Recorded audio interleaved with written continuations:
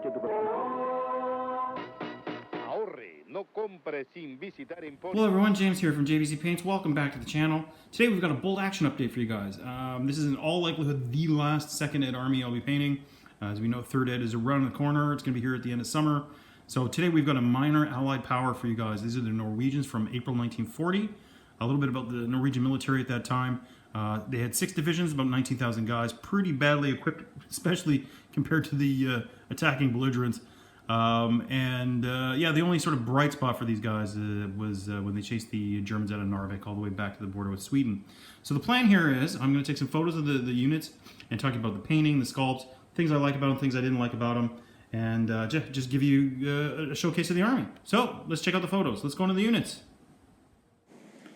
These Norwegians are from Great Escape Games. The link is below. Great Escape Games has a lot of the minor powers for World War II, so they're definitely worth checking out.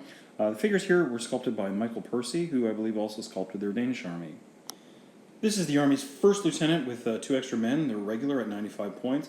The uniform started with a dark bluey green base, and then I brought it up to a French gray color, or a Space Wolf gray color. I used a black wash and then went back over it with the French gray. I have 2 helpers here for the officer, but they'd lose their small toon rule in second ed. I don't know what's going to happen in third ed. So I've left it to be flexible enough to transfer one of them over to the next unit. Here we have the artillery observer. He's regular at 100 points. He also has the lone SMG in the army, and it took me quite a while going through that bits box to find that one Thompson. As I said, I can bring one of the Lieutenant's Batman over to beef up the smallest of units here. I went with the artillery observer because I thought the Norwegians didn't really have a lot of substantial firepower.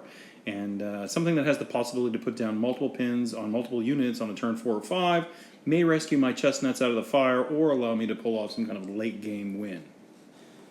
To round out the command of the army, we've got the lone medic. He's regular at 23 points. He's armed with a pistol, stretcher, big bag of drugs. Here we have the MMG team. It's a bog standard MMG team. It's regular at 50 points.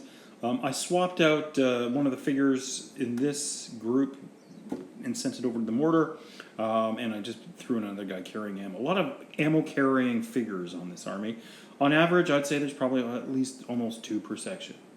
Svein Olafsson believed himself to be the practical joker in the platoon, but everybody else just thought he was a wanker.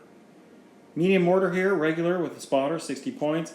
I think I swapped out the spotter that you can see the guy pointing there. He was a figure with the MMG team. Swapped him out for aesthetics.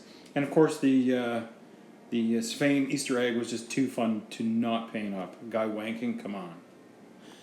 This is actually a light anti-tank gun, but I'm proxying it for a 7.5 centimeter Feldkanon, 40 points regular, crew of 3, gun shield.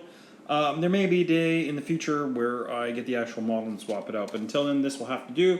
Great little kit, great little model to do. I really enjoyed doing the bases. It was a lot of fun. Last support unit here is the Sniper. They're a veteran team of 2 at 65 points. I was happy with them because I got a chance to do a bit of base building with them, to bring them to life with the logs and the rocks and things like that. I reckon they should be able to sit on a slanted roof, no problems. I'll have to check, make sure that they're safe, but I think that's where they'd be deployed.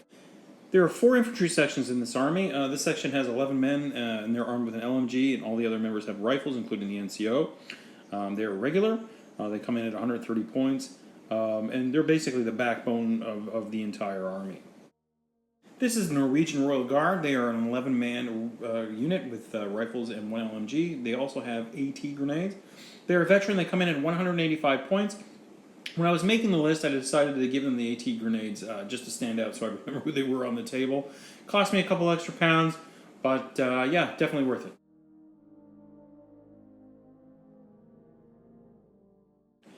For our third section here, we have a 10-man section. They're armed similarly. They have the 1 LMG and everybody else has rifles. Yeah, they only come in at 120 points. Wrapping up the sections here, we have another 11-man section with 1 LMG and rifles. They come in at 130 points. They are regular.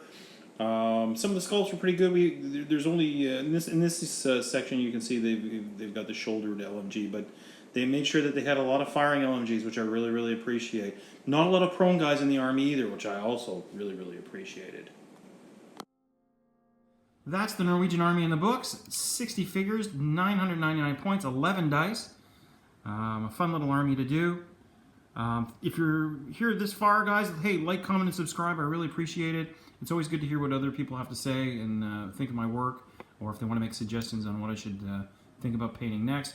We're at that part of summer, though, guys. Honestly, here, I don't know how my production is going to go. It's like 35, 36 degrees C outside right now, and it's sticky and gross. It's like going into a microwave. You know, one beer's like has the equivalent power of like 3. You can save some money, but other than that, there's not really many bright spots. Just sweating all the time. So, guys, take care. Thank you for watching, and keep those brushes moving, and we'll catch you in the next one. Bye-bye.